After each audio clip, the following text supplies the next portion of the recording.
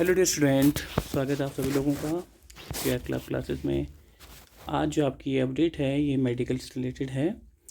यूकेएमएस triple C board द्वारा, या आप बोलिए उत्तराखंड चिकित्सा सेवा चयन बोर्ड द्वारा जो ये पद है हमारे, ये एएनएम के हैं। एएनएम, ठीक है, एएनएम या स्वास्थ्य कार्यकर्ता भी आप इसको बोल सकते हो। इसको असिस्टेंट नर्सिंग मिडवाइफ भी बोलते हैं। तो ये इसके पद हैं। इससे पहले भी ये भर्ती हमको क्या है 2022 में देखने को मिली थी। अभी 2022 के बाद ये अभी दोबारा ये भर्ती आ रही है आपकी। 14 नवंबर को ये विज्ञप्ति है। ऑनलाइन प्रारंभ करने की तारीख आपकी 20 नवंबर बृहस्पतिवार से आपके क्या है शुरू हो जाएंगे। 10 दिसंबर इसमें आपकी क्या है अंतिम तिथि रखी गई है। ये लेवल 3 की पोस्ट है आपकी। केवल ये आपकी क्या है महिलाओं के लिए ही होगी। पुरुष इसमें एलिजिबल नहीं होते है ना, ये ना कोई पुरुष वाला हो, क्योंकि एएनएम है। ये एएनएम केवल महिलाओं द्वारा किया जाता है, तो ये केवल महिलाओं के लिए। इसमें कोई भी पुरुष अभ्यर्थी भाग न ले भाई। वैसे भी किसी पुरुष अभ्यर्थी ने एएनएम तो नहीं किया होगा। चलिए ठीक है, रिक्तियों की संख्या घट बढ़ सकती है, जैसा एज यूजुअल होता ही है। टोटल अभी नंबर ऑफ पोस्ट आपको 180 देखने को मिलेंगी। अनुसूचित जाति SC 31, ST 2, OBC 10, आर्थिक रूप से कमज़ोर वर्ग 12 और सामान्य अनारक्षित आपके 125 पर। टोटल आपको यहाँ पे क्या है 110 पद यहाँ पे देखने को मिलेंगे। क्लियर है। चलिए अगर हम देखें कहाँ कहाँ कितने पद खाली हैं।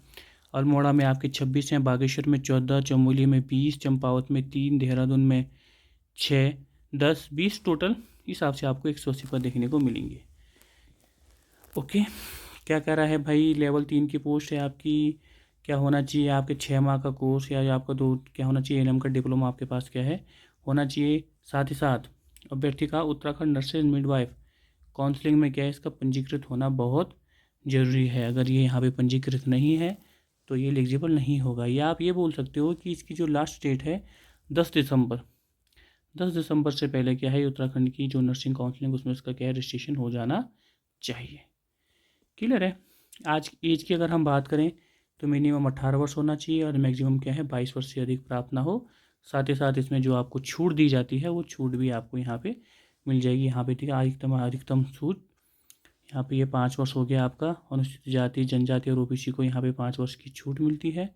साथ ही साथ स्वतंत्रता संग्राम सेनानी के आश्रितों को भी 5 वर्ष की छूट अनुमन्य है। ये आप यहाँ पे इसको देख लीजिएगा। अनिवार्य क्या है भाई, उत्तराखंड का डोमिसाइल होना चाहिए, 10th और 12th यहाँ से होनी चाहिए। अगर कोई अर्धसैनिक हैं जिसके पेरेंट्स यहाँ हैं, ट्रांसफ़र नहीं हो सकता, उनके भी एलिजिबल, ये सब चीज़ें हो गई आपके यहाँ पे। आरक्षण सब कुछ वही देखने को मिलेगा जैसा आपको होता ही है। ठीक है, अगर हम ये है, अगर कोई ये लेवल 5 में आ जाएगा, लेवल 5 या उससे पद वाले कोई पदक भी चाहे किसी खेल में, तो वो भी 4% जो इनका क्षैतिज आरक्षण होता है कुशल खिलाड़ियों का, वो भी आपको यहाँ देखने को मिलेगा। क्लियर है। अब अगर इसको मैं थोड़ा आगे ऊपर नीचे अगर इसको मैं स्क्रॉल करूँ तो यहाँ पे आपको कहीं पे भी क्या है सिलेबस नहीं दिखेगा कि किस किस से होना है, कैसे कैसे होना है, क्योंकि ये आपका किससे होना है, मेरिट बेस पे होना है। ठीक है। फीस की बात कर ले, अनारक्षित आपकी 300 है, वो EWS 150, OBC 300, SC ST भी आपका 150 यहाँ देखने को मिलेगा। भैया किसी भी दशा में क्या है अभ्यर्थी का शुल्क वापस नहीं होगा। ठीक है, ये सब चीज़ें हैं भैया, आपने इसको पढ़ा। देखो फॉर्म आप भर लीजिएगा।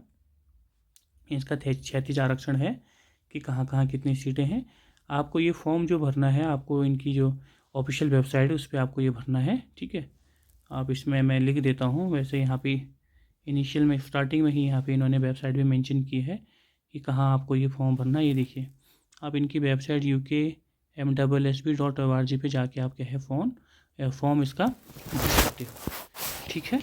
चलिए, हाँ मैं बात कर रहा था, ये बेसिकली जो ये आपकी 180 पोस्टें हैं ये आपके मेरिट बेस पे होनी है। किस बेस पे होनी है आपकी, मेरिट बेस।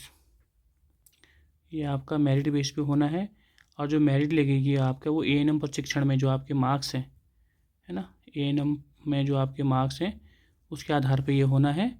और ये ईयर वाइज है इसमें भी, है ना, ये भी कैसा है, ईयर वाइज है, क्योंकि लास्ट ईयर वाइज है। तो अभी भी आपको कैसे देखने को मिलेगी, ईयर वाइज देखने को मिलेगी। और आई थिंक लास्ट ईयर शायद 2014-15 तक वाले भी इसमें आ चुके थे किसी किसी कैटेगरी में, है ना। बाकी जिन्होंने जो इसमें होंगे, इस फील्ड में होंगे, उन्हें बेटर पता होगा कि कहाँ तक ये सब चीज़ें हो चुकी हैं। तो आई थिंक 2014 शायद ओबीसी 2015 भी कुछ लोग आ चुके हैं, ठीक है।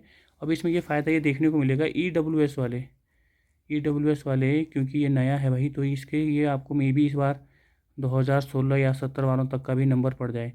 और यहाँ पे अगर देखने को मिलो तो जनरल की सीटें यहाँ पे ज़्यादा हैं 125, तो यहाँ पे जनरल की सीटें बहुत ज़्यादा देखने को मिल रही हैं, ठीक है। अब ये जनरल की सीटें इतनी खाली हैं या फिर ये रोटेशन के बाद है, क्योंकि अगर ओबीसी का देखिए तो ओबीसी का आपका 14% होता है, एससी आपका 19% ऐसा आरक्षण यहाँ देखने को मिलता है। तो ये हिसाब से तो ये लग नहीं रहा है, ठीक है। बट ये जो सीटें होंगी ये इतनी ही खाली होंगी, जैसे ओबीसी की 10 सीटें ही खाली हैं, ईडब्ल्यूएस की 12 खाली होंगी, एससी की एसटी की इतनी ही खाली आपको देखने को मिलेगी, ठीक है। तो ये है भाई आपकी पूरी जो इसके बारे में डिटेल है। बाकी आप इनकी जो वेबसाइट है वहाँ पे फॉर्म जाके भरिए। मैं यहाँ पे लिख देता हूँ बड़े बड़े अक्षरों में UKMSSB.org पे आप क्या है फॉर्म जाके भर सकते हो, ठीक है। और ये आपका 20 नवंबर से आपका फॉर्म भरना क्या होने वाला है, शुरू होने वाला है, ठीक है। तो ये थी आज की आपकी अपडेट। कृपया वीडियो को शेयर कीजिए जो भी आपके मेडिकल फील्ड से रिलेटेड हैं। आज के लिए सब इतना ही, बाकी जुड़े रहिए। Thank you.